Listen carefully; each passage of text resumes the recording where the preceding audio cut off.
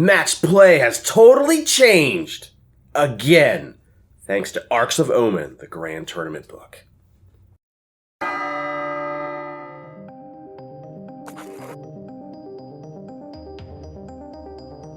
So why would you even care about this book? Well, if you're playing Match Play, this is the book you need to survive the new season. It's chock full of how you build your armies differently with a brand new detachment. It's updated most of the secondary missions, and it's kind of reworded and changed up some of the actual base play missions to make a whole new Match Play gaming experience. This is how GW wants you to play a balanced game of Warhammer 40k and utilize this kind of new methodology of playing the game.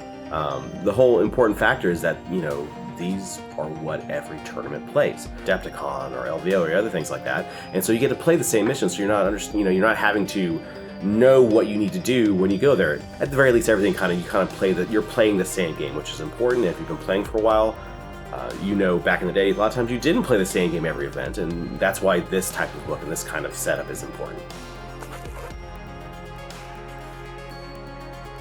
So the biggest changes from a player perspective, the first one is really the brand new detachment. The Arks of Omen detachment is a new way to build your armies. In a lot of ways, it kind of simplifies the whole detachment aspect that used to be in the old Match Play. Gone are all the Outrider, Vanguard. Instead, you just have a solid Arks of Omen Match Play detachment that allows you to build your armies. It kind of combines all those other detachments into one.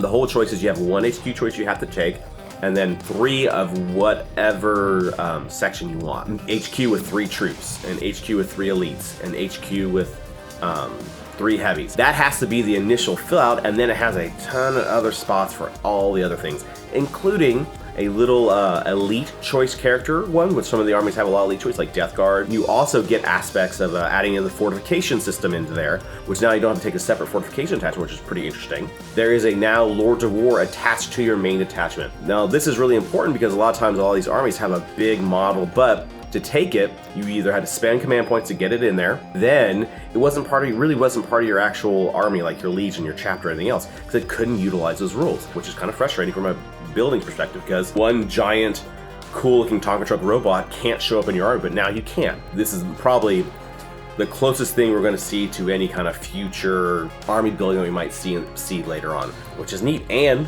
all this new combination of detachment and everything else, everyone starts with 6 CP, which is really huge because there's a lot of armies that had to waste a lot of CP to initially build their choices out. Now they just get 6 CP because they can take all the Lord of Wars in this new giant detachment that doesn't cost anything, as well as these patrols and auxiliaries you can add to it. Don't cost anything either. It balances the idea of the old way of having 12 command points, and now kind of simplifying and keeping it controlled in a whole new system with a brand new attachment that I think is pretty neat.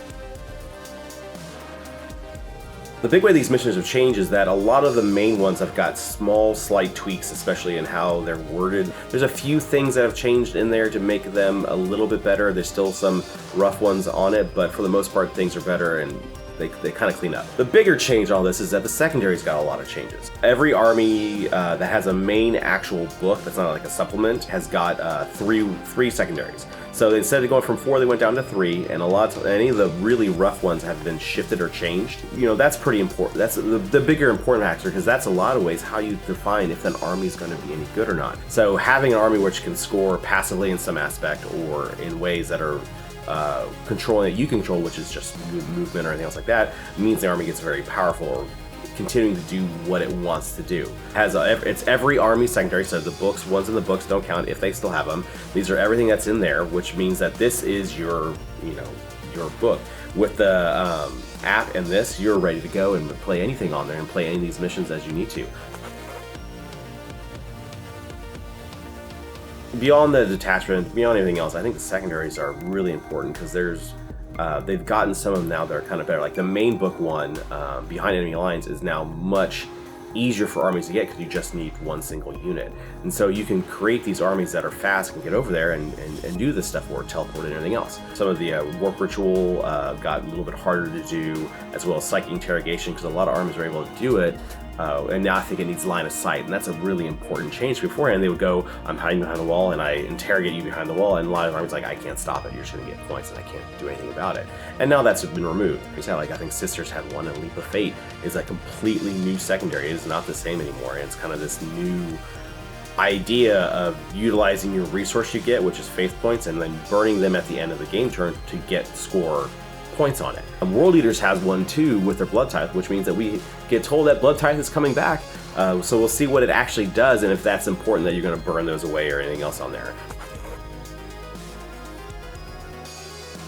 If you're going to play match play, you're going to go to a tournament, you're going to want one of these books. It's going to show you how you're going to play the next 6, 7, 8 months of the event, and it's important for that. My only complaint is why isn't this spiral bound to make it easier to flip out and get the actual missions a little easier? Other than that, I'll be getting one. I think any tournament player is going to get one. It's very important with going to one of these GW events where you get other mission cards too. It'll be a nice package for this because it does have a lot of the base rules on it. So this is like the book you need to carry. Hey, thanks for watching. This is Goatboy from Bell Lost Souls. If you have any, if you want to check out any other videos. The word is videos. It started out okay and it got bad. It got bad. I